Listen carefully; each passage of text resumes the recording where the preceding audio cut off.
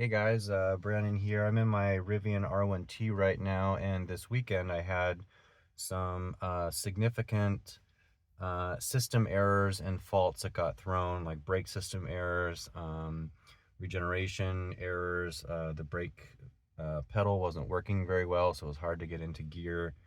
Um, and so I just want to show you something that you can do. Sometimes these errors are they're not fake, but nothing serious is actually wrong. It's just that the errors got tripped for some reason, and so then the system is throwing you the errors. But sometimes you can get them to go away, and that's what I want to show you right now. So the first thing, there's two different resets that you can do that are kind of deeper resets. There's a superficial one that just restarts the media and the graphics and stuff like that, but these are deeper ones. So the first one that I'm going to show you is you hold down the far left button on the steering wheel, and at the same time you want to hold down the hazards as well. So do that at the same time, and then as you do that, you'll get a notification over here that says that the vehicle collected all the alerts. I forget the actual phrase, but it basically does like a capture of the vehicle so that service can look at what errors were there. And then on this side, it'll say it'll acknowledge that you're holding those buttons down and say continue to hold those down if you really want to restart the vehicle. And then everything will go blank, and there'll be a progress bar for the reboot here. It takes about 5 minutes total or something like that. So those are the computer systems. I have had a system error go off once and told me that like the vehicle needs service, and I did one of those reboots and then it was gone. That was, I think, like a month or two ago.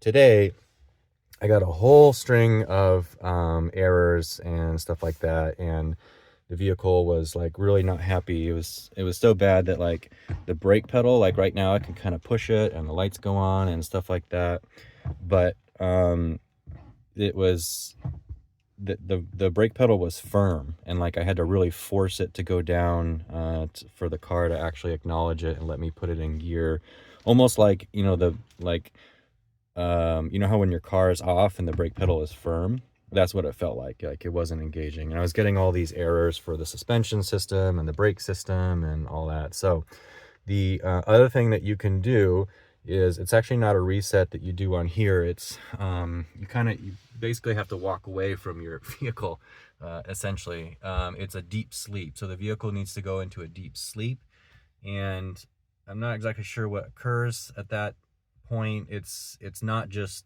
restarting computers, but I think there's maybe some recalibration or something that goes on with it. And sometimes those error messages can just disappear. So what you have to do, the vehicle needs to sit for 30 to 35 minutes while it's locked and not plugged into anything, not plugged into a charger, nothing plugged into the inverters in the bed. So nothing plugged in, nobody in the vehicle sitting that would trigger an occupancy sensor, and no seatbelts buckled. So although mine did go into deep sleep, and I have car seats back here that are using seatbelts. So I just realized that. So maybe that's plus or minus, but basically the thing needs to be completely inactive, not plugged in, nobody inside, at least the front seat's not buckled, and then locked.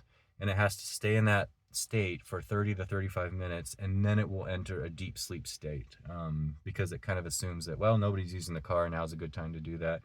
It's not uncommon for EVs to do this routinely. Like Teslas do a deep sleep as well, and during that time is when the vehicle will do like calibrations of the battery and just kind of systems analysis and stuff like that. So and then I'm not sure how long you need to let it sit in that state. It might just need to enter it and then come back out of it, but it's probably a good idea to leave it like that, at least for a half hour. So budget at least an hour for letting it sit there. I locked mine and walked away. Oh, you also want to make sure that like you're not walking to the vehicle like with your proximity, like your phone or something like that, or the key fob. Everything needs to be away so that the vehicle does not wake up again. So I did that today. I locked it, and we had to go to a friend's house for a birthday party, and then when we came back, it was like 7 hours later since when I first locked it, and the error messages went away. I did also try this hazards and far left button over here, reboot, and like I said, that worked the time a couple months ago when I had some error message, but on this time we tried that a couple times and the error messages still stayed. But then when I did the deep sleep, for whatever reason, when it woke up, that it realized that those errors were not real, the systems were fine, and all the systems are working normally again. So I just wanted to share that experience. So like if you're searching on the internet, maybe that's why you're watching this video, that you've got these critical errors and now what do I do? Well, here's a way that you can avoid an unneeded flatbed tow to your local service center, or maybe not so local. Sometimes they're far away. So it's worth trying. You know, it's probably worth talking to the service center first. Set up a towing appointment maybe, because it might be the next day or something, and then or try this before. But either way, try this so that you can at least try to avoid a service appointment. And the thing is, they can look at all these errors remotely, and they can check your system and see if anything is persisting. So yeah, hopefully if you're here watching this video because you are having errors, I hope this works for you and everything goes back to normal. So if you have any comments or something to add, something that did or didn't work, let me know in the comments, and see you guys in the next video.